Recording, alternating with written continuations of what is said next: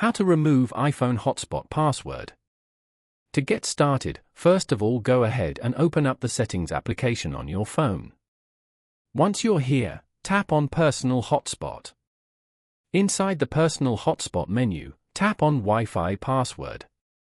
On this screen, tap the cross icon to clear the existing password.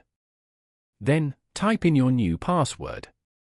The password must contain at least 8 characters. Once you have entered the new password, tap on Done in the top right corner to save the changes. The password for your personal hotspot has now been updated. You cannot completely remove the password, but you can remove the previous password and replace it with a new one. Following these steps, you can easily remove the personal hotspot password on an iPhone. Thank you for watching.